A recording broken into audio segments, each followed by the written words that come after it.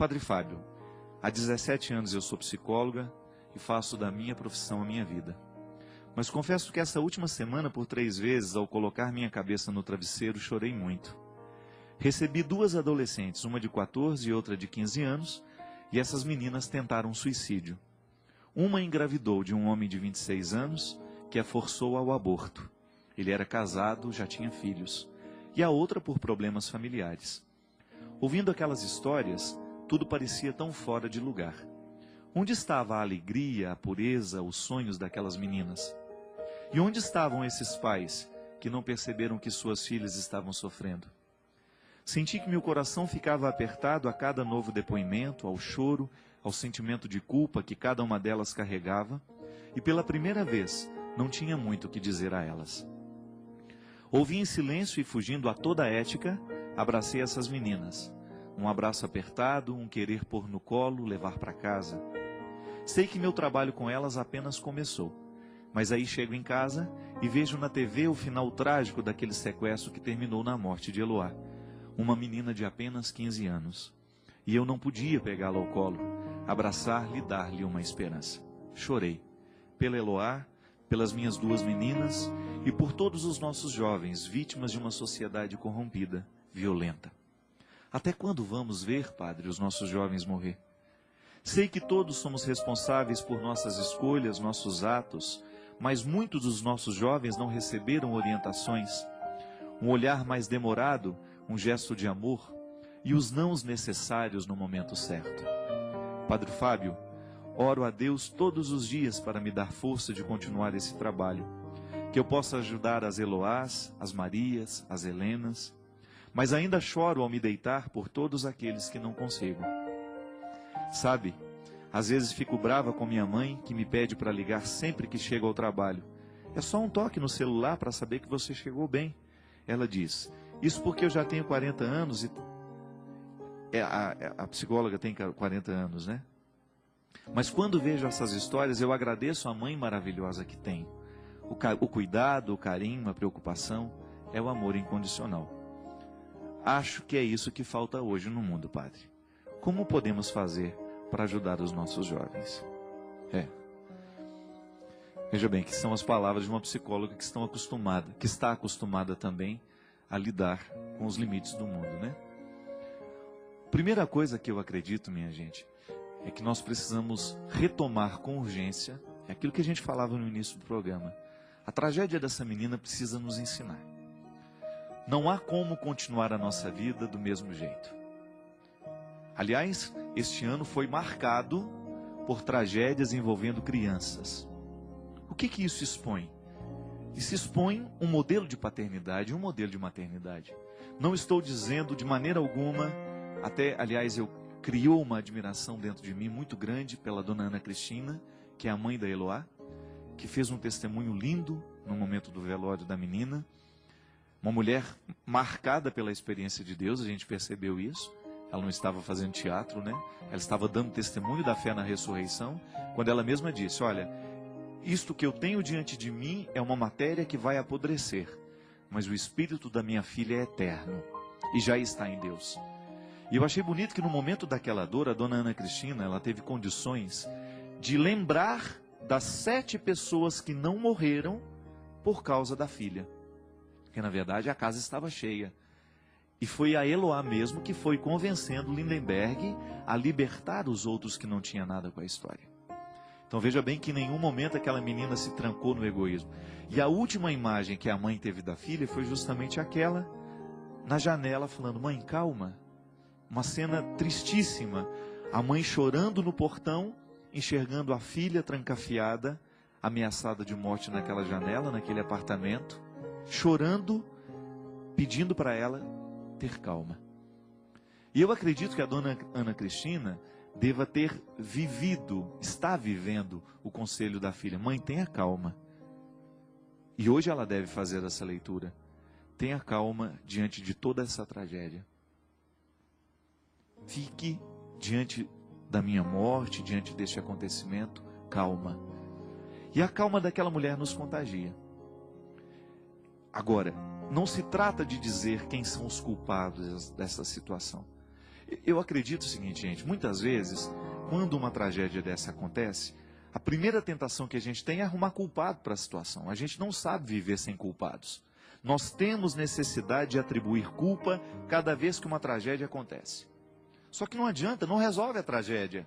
O que a gente precisa é pensar na pequena parcela de culpa que todos nós temos, no momento em que a gente descobre que há um jeito de ser gente no mundo de hoje que precisa ser modificado, e que eu corroboro, isso é, eu faço ser, no momento em que eu negligencio a minha responsabilidade como pai e como mãe. Nós não podemos dizer que a dona Ana Cristina foi culpada pelas escolhas da Eloá, nós não podemos dizer. Agora, a partir daquela menina, nós podemos pensar, a morte dessa menina, o sofrimento dessa mãe não pode ser em vão. Então você que é mãe, que tem a sua filha, você que é pai, que ainda tem os seus filhos aí, pode muito bem olhar para o sofrimento dessa casa e pensar, o que deu errado lá que pode dar errado aqui também? E a partir disso a gente estabelecer uma reflexão. Não se trata de atribuir culpas. Quando a gente olha, por exemplo, para a vida da Eloá, a gente precisa pensar se isto é o melhor para uma menina que começou a namorar aos 12 anos de idade. Minha gente, a gente precisa entender que a adolescência, essa fase de transição, é uma fase muito difícil. E ela se torna ainda mais difícil quando começa a intensificar nela as características da fase adulta. Uma menina de 12 anos, com todo o respeito às mães que permitem isso, só para fazer pensar, ou então para ajudar a afirmar aquela que não deixa mesmo, você está certa. Uma criança de 12 anos não está preparada para namoro, minha gente. Ela não está preparada para uma intimidade sexual. E não sejamos ingênuos. Estas crianças começam a vida sexual assim, nessa idade sim. Os namorinhos hoje, eles não são inocentes como em outros tempos, não. Eu me recordo que quando eu era adolescente, a gente ia para a Praça do Coreto, lá de Formiga, tinha um coreto lá no centro, e a gente ia ali entre 13 e 14 anos, a mãe da gente deixava a gente ficar depois da missa, mais uma meia hora, uma hora, no máximo a gente tinha que ir embora, 9 horas da noite a gente já estava em casa. O que a gente considerava namoro? A gente falava que a gente ia namorar, mas era aquela voltinha em torno do coreto. As meninas giravam para um lado, a gente girava para o outro, e de vez em quando se encontrava. E só de fixar o olhar, aquilo a gente já dizia que estava namorando. Mal sabia o nome da menina, nunca pegava na mão. Agora, é uma experiência lúdica, bonita, de você descobrir o outro, né? De você viver essas primeiras emoções que o amor vai trazer. Mas, pelo amor de Deus, uma criança de 12 anos não está nem um pouco preparada para viver uma relação de namoro. Os afetos estão todos desordenados e, com todo respeito, menino nessa idade tem que estudar. O empenho tem que ser nessa idade, sabe para quê? É para ter uma atividade esportiva ou uma atividade cultural, colocar esses filhos para estudar música, colocar esses filhos para fazer uma atividade de educação física, um esporte. Descubra um esporte que aquela criança goste, invista nisso, encha a cabeça do seu filho de boas coisas. Eu me recordo, gente, que quando isso não era esforço da minha mãe, não. Isso era uma busca minha. E que eu acabava contagiando os meus coleguinhas. Nós, lá em Formiga, quando a gente tinha essa faixa de idade, 10, 12, 13 anos, nós tínhamos um compromisso de fazer uma leitura de um livro por semana.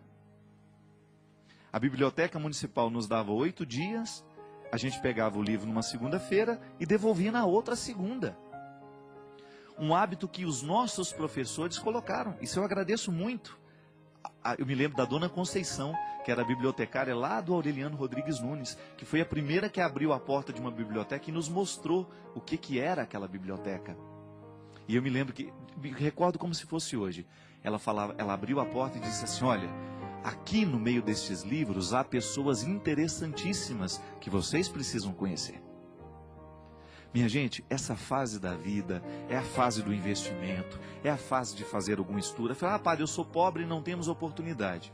Olha, o que existe de iniciativa hoje, ou seja de ONGs, ou seja do próprio governo, ou seja dos municípios, de dar oportunidade aos nossos jovens para ocuparem a cabeça. E eu tenho testemunho disso, de inúmeras pessoas que têm iniciativas assim, de buscar fazer alguma coisa para ocupar a cabeça do jovem. Agora, se a gente já os libera para os relacionamentos amorosos aos 11, 12, 13 anos, 15, 16... Gente, a gente encontra às vezes garotos e meninas com 14 anos namorando firme. Com todo respeito, onde é que está o significado do namoro, que é justamente a possibilidade de se conhecer para casar? Vai namorar 20 anos? Porque um garoto de 16 anos, pelo amor de Deus. Aliás, eu pessoalmente acho que nenhum ser humano deveria casar antes dos 30. Ah, mas a gente vai ficando velho. Não, não tenha medo disso. Você primeiro tem tantas coisas para realizar na sua vida como solteiro. O casamento, gente, ele tem uma série de privações. Em torno de estudos, em torno de possibilidades. Agora já casou, não importa, não adianta. Não vai também largar, né? Vai correr atrás do seu prejuízo. Dá o seu jeito, vai ficar mais difícil. Eu não acho que não tem que casar. Eu só acho que o ser humano tem que buscar, explorar ao máximo as possibilidades que ele tem. E a partir do momento que ele contrai um relacionamento com outra pessoa, essas possibilidades não podem ser exercidas do mesmo jeito que antes. Você vai ter que pensar também no outro. Não pode casar e ficar vivendo como se fosse um solteiro. Ou jogando o filho para a mãe cuidar, ou colocando o filho na responsabilidade de outros. Ah, eu preciso estudar, certo? Deveria ter pensado isso antes de colocar um filho no mundo. Porque essa bagunça que a gente está vendo, esta confusão que está sendo gestada, é justamente fruto de pessoas que não vivem a vida ao seu tempo. Casam antes da hora e depois querem as mesmas oportunidades que os solteiros, e depois os filhos ficam nas responsabilidades de outros que não vão cuidar do mesmo jeito que um pai e que uma mãe. E aí você vê um ser humano desestruturado, desabilitado para ver. Assim como a gente precisa de carteira de motorista para andar de carro, muitas vezes a gente também precisa de uma carteira de habilitação para viver. Quem é que nos dá essa carteira de habilitação? É a vida familiar, é a correção na hora certa, é o que essa psicóloga estava dizendo, é o não no momento certo, é o sim na hora certa. Por isso, pense muito bem antes de colocar um filho no mundo, viu? Pense muito bem em que momento este filho vai chegar na sua vida, para que depois o seu não esteja na mesma posição que o Lindenberg ou da Eloá, porque os dois papéis são muito próximos. O garoto teve a infelicidade de virar bandido, mas você não pense que aquele garoto nasceu para ser bandido, não. Essa coisa de que já teve a índole errada desde pequeno, isso é conversa. É a falta muitas vezes de estrutura social. É muitas vezes a falta de oportunidade. A cabeça dos nossos jovens está cada vez mais vazia. Os jovens estão lendo cada vez menos. Hoje, minha gente, o lixo cultural que nos é oferecido é uma coisa absurda. Eu fico vendo pelos meus amigos jovens que são mais próximos. Às vezes, se você conversa, por exemplo, se entra dentro de um contexto de cultura um pouco mais sofisticada, nem conhece. Às vezes não sabe quem foi Cartola. Às vezes não sabe, não conhece uma música de Chico Buarque. Se você perguntar, conhece as composições de Chico Buarque? Não estou dizendo que é o melhor, que tem que ser. Não, eu estou dizendo que falta cultura geral. Eu não tenho que conhecer a obra de José de Alencar, eu não tenho que ter lido todos os livros de Machado de Assis, mas eu tenho que ter alguma informação sobre isso. É pressuposto básico, cultura geral para qualquer coisa na vida. A literatura pode fazer tanta diferença na vida das pessoas, pode fazer tanta diferença, por quê? A literatura nos deixa criativos. É o tanto que a gente lê que vai ficando dentro de nós como bagagem para depois você ter uma conversa, para você contar uma história, para você ter a oportunidade no momento de uma palestra, você fazer ponte com outros conhecimentos. É a hora que você vai fazer uma entrevista de trabalho e você tem uma linguagem mais fluente, você tem mais condições de expressar a inteligência que você tem. O que faz diferença de uma cultura geral, do empenho que um jovem precisa ter para estar bem preparado para a vida, é justamente o quanto que ele ocupou do seu tempo para conhecer. Agora, tem gente que liga a internet de manhã, vai desligar 2 horas da manhã e não fez uma pesquisa séria naquela bendita internet. Ficou batendo papinho com os amigos, olá, você vai, às vezes fica falando o dia inteiro de uma festa que vai acontecer no sábado. Ou então as páginas de Orkut, né, dessas páginas de relacionamento, de conversa, às vezes você não tira nada que presta. Raras exceções de pessoas que às vezes usam, né, ali daquele meio de comunicação para fazer alguma coisa boa. Mas 90% dos Orkuts são ou para fazer uma fofoquinha ou para investigar a vida do outro. Pelo amor de Deus, minha gente. A gente precisa dar um pouco de qualidade cultural para a vida das nossas casas. Padre, nós somos pobres. Não há problema nenhum. Pobreza material não precisa ser sinônimo de pobreza cultural. Machado de Assis era um homem miserável. Ele tinha tudo para dar errado. Ele era mulato naquele tempo em que havia uma discriminação terrível. Ele era pobre, ele era epilético, ele não tinha condições de estudar, ele era filho de analfabetos. E, no entanto, é um dos maiores intelectuais da língua portuguesa na história. Um dos homens mais brilhantes do nosso século. E eu pergunto para você, a vida de Machado de Assis foi fácil? Não foi, não.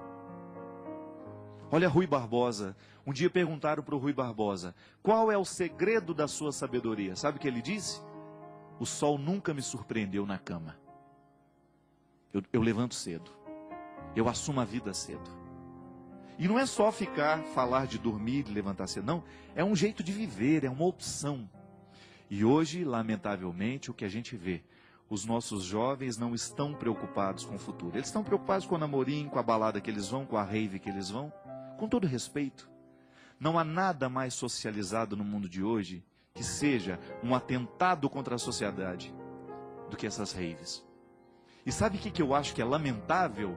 As autoridades públicas sabem que os menores de idade estão lá, se drogando, se prostituindo, se perdendo, e não fazem absolutamente nada. Outro dia descobriram no interior do Rio de Janeiro uma rave que era um ponto de tráfico de drogas. Gente, esses jovens, eles ficam lá, às vezes 24 horas.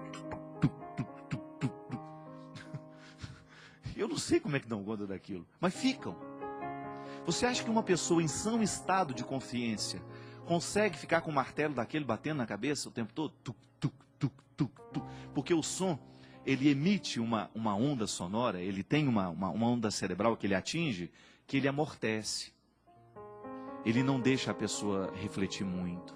Diferente a onda cerebral que o som de uma música clássica atinge, por exemplo. Ele é mais profundo, ele atinge ondas, são estudos que eu não sei dizer muito bem, mas que eu já li alguma coisa a respeito, que diz que o poder de uma música clássica sobre o cérebro é de produzir pensamento. O contrário desses martelos das baladas, que justamente emburrece, ele não deixa pensar. Agora eu fico pensando, quando eu libero meu filho de 15, 16, 17, 18, para estar no lugar deste, eu tenho que estar no mínimo consciente de que eu estou abrindo uma fresta para a tragédia entrar na vida dele. Ah, padre, eu já não tenho mais controle do meu filho. Então dê um jeito de voltar a ter. Porque esta tragédia que aconteceu em Santo André, ela precisa nos ensinar. Não se trata de dizer que o pai, a mãe de Lindenberg são culpados, não se trata de dizer que a mãe e o pai de Eloá são culpados de absolutamente nada. Se trata de nós olharmos para aquilo que nós podemos evitar no mundo de hoje. Mesmo que você que é jovem, você que é adolescente, você quer dar certo na vida? Ou você quer ser um Zé Ninguém? Ou você quer ser alguém que não vai fazer diferença na história? Cuidado com o que você está escolhendo para a sua vida hoje. Não perca a sua adolescência fazendo dela um momento só de sofrer por amorinhos e bobais. Não.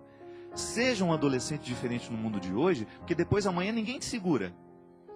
Quando você for competir com os outros para entrar no vestibular, para entrar no concurso público, se você se preparou bem hoje, pode ter certeza, você não vai ter muito concorrente não. Às vezes são 1.500 por vaga, mas se você for contar quem está preparado mesmo, dá 100. Então para que você vai perder a oportunidade? Para que você vai ficar entorpecendo a sua mente com substâncias que só destroem a sua capacidade de pensar? Gente, há uma estatística estranha e terrível, que um cigarro de crack, ele é capaz de queimar milhões e milhões de neurônios. E que o estado de demência na vida de um usuário de crack vem rápido. Porque é uma droga violenta. O crack é o lixo da cocaína.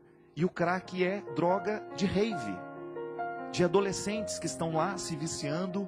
E é uma das piores dependências que tem. Porque depois a pessoa, gente, ela vira escrava daquele pó. Agora pense você. Vá, seja inteligente agora. Você que quer dar certo na vida. Você que quer ser feliz. Que quer fazer feliz outras pessoas que estão do seu lado. Para que você vai querer isso para você ficar demente? Uma pessoa de raciocínio lento, sem condições na vida, para quê? Faça boas escolhas na vida. Vá cuidar da sua saúde física, vá praticar uma atividade física, vá ler um bom livro, vá ter uma vida espiritual. Isso vai fazer diferença na sua vida, na sua história. Vai escolher coisas boas na vida, vai escutar boas músicas na vida, vai buscar boas influências para o seu coração, vai ser uma pessoa diferente. Você com tão pouca idade, você pode tanto na vida ainda, vai estudar uma outra língua, vai fazer um outro idioma, vai se preparar para você no futuro ser um bom profissional. É bom demais a gente saber que a gente não perdeu tempo. Se você tem lá os seus bate-papos na internet, não tem problema. Mas não faça isso ser o dia inteiro. Tenha o seu espaço lá na internet para você acrescentar-se culturalmente. Sabe como? Ouvi uma notícia lá no noticiário, lá hoje. No jornal, você escutou uma palavra, um assunto que você não conhecia. Joga aquilo na internet, num site de busca. Vá procurar saber. De repente você escutou uma pessoa falando de uma coisa que você não entendia. Você anota lá, eu sou assim. Eu sou um curioso nato. Outro dia uma pessoa falou de uma coisa lá, eu não sabia do que se tratava. Não tinha oportunidade de perguntar. Anotei. Primeira coisa que eu faço em casa quando chego vou na internet e pesquiso. Sabe por quê? É um jeito que a gente tem de dilatar o nosso mundo. Sabe o que eu estava pensando? O Lindenberg, por exemplo. Aquele garoto, ele poderia ter resolvido melhor a situação se ele tivesse agido com inteligência. Se ele tivesse naquele momento do sequestro, usado um pouquinho da reflexão dele, ele não teria feito aquela bobagem. Ele teria libertado as pessoas já no primeiro dia, ele ia receber uma repreensão por uma tentativa disso, tentativa daquilo, ia resolver o problema dele com a justiça, ia fazer daquilo um aprendizado. Mas não. Ele agiu, ele foi cabeça dura até o final. Ele não teve espaço para pensar diferente. E às vezes, minha gente, uma pessoa não é assim por acaso. Se ela não foi educada para a reflexão, e aqui eu volto a dizer, há momentos da nossa vida em que a criatividade que a gente exerce, ela é fruto de tudo aquilo que a gente escolheu. Há toda essa história de que há uma inteligência emocional, né? O que é essa tal inteligência emocional? É a pessoa ser capaz de administrar o próprio sentimento. Você já observou como às vezes nós somos vítimas do nosso sentimento? Primeiro, nem tudo que a gente sente é verdade. Às vezes eu sinto uma coisa, mas aquilo não é verdadeiro. Então eu preciso corrigir o meu sentimento. Mas como é que eu corrijo o meu sentimento? Pela cabeça. Então se eu estou sentindo inveja do outro, mas eu não tenho razão de sentir inveja, então meu sentimento é mentiroso. Como é que eu vou descobrir isso? Quando eu começo a prestar atenção que o outro não é tudo aquilo que eu achava. Que eu fico projetando demais o outro e fico achando que ele é grande demais, quando na verdade ele está cheio de defeitos do mesmo jeito que eu. Aí você começa a corrigir o ciúme dentro de você assim, a inveja dentro de você assim. Aí você começa a prestar atenção que você tem valores também. Foi criativo. Teve uma boa inteligência emocional diante do ciúme que sentia. Corrigiu o problema. E quando nós fazemos uso da reflexão, a gente corrige o sentimento desordenado. É o que aquele garoto não conseguiu fazer. Ele não conseguiu lidar com os sentimentos dele. E porque não conseguiu lidar com os sentimentos dele, ele agiu de maneira imprudente. Ele matou uma pessoa inocente. Ele criou um problema social. Ou melhor, ele evidenciou um problema social. Porque aquela violência está acontecendo o tempo todo. Então, minha gente, Você que é pai, você que é mãe. Pode ser que você já esteja vivendo os resultados de escolhas ruins, que talvez você não tenha feito, mas que por causa do descuido, o seu filho escolheu sem que você pudesse modificar. Aproxime-se dele. Tente convencê-lo de maneira tranquila, de maneira serena e equilibrada, que o melhor agora é ele correr atrás do tempo perdido. Há tanta coisa boa ainda para ser vivida, ainda tantas escolhas que ainda a gente pode fazer, que terão o poder de corrigir o passado. Não porque modifica o passado, é porque quando a gente modifica o presente, a gente está de alguma forma se reconciliando com o passado. Para que outras pessoas não continuem morrendo, ou para que essa violência não cresça ainda mais. Eu tenho certeza que nós não queremos errar, mas a gente erra. Ninguém erra porque quer. Erra às vezes por causa de um descuido, porque vacilou naquela hora, mas ainda é tempo. Nós precisamos descobrir o que a gente ainda pode fazer. Há tanta coisa que nós não podemos fazer mais, mas há tanta coisa que a gente ainda pode fazer, há tanta coisa que a gente ainda pode corrigir. E o Evangelho sobrevive disso, de possibilidades. As possibilidades estão diante de nós. Pode ser que hoje, dentro da sua casa, um pequeno sequestro esteja acontecendo. Pode ser que você vá descobrir que o seu filho está com tendência para coisas que não são boas para ele. Presta atenção nos amigos, nas pessoas que estão influenciando. E você mesmo, que é adolescente, que é jovem, preste atenção nas pessoas que têm influência sobre você. Pergunte-se se aquele convite, ele é favorável, ou se ele é fruto apenas de um divertimento que não vai trazer absolutamente nada para a sua vida, a não ser colocá-la em risco. Tenha coragem de ver se este relacionamento que você está começando hoje, se ele será favorável. Você tem que ter visão de futuro. Minha gente, o Lindenberg agiu daquela maneira, mas ele deve ter mostrado aos poucos aquele ciúme possessivo, aquela agressividade velada. Tem muita gente que fica tolerando situações hoje, pequenas, que vão se avolumando, e não tem coragem de terminar aquele relacionamento. Cuidado, ciúmes doentios podem esconder assassinos em potencial, ou pessoas altamente desequilibradas, que não sabem lidar com as perdas, que não sabem lidar com o desprezo do outro, que não sabem lidar com os nãos da vida. Cuidado, se você está iniciando um relacionamento, cuidado com esta porteira que você está abrindo na sua vida. Preste atenção, veja quem é esta pessoa, conheça um pouco do histórico dos relacionamentos que ela já teve. E se você sentir que você está perdendo o controle dos seus afetos, da sua vida, se essa pessoa está sendo determinante, se você já está aceitando as pequenas violências dela, cuidado. É melhor perder o outro do que perder a si mesmo, viu? E às vezes a gente só pode se encontrar depois que a gente perde o outro. Existem muitas pessoas que não se encontram porque têm medo de perder o outro. Aí fica perdida no que perde o tempo todo.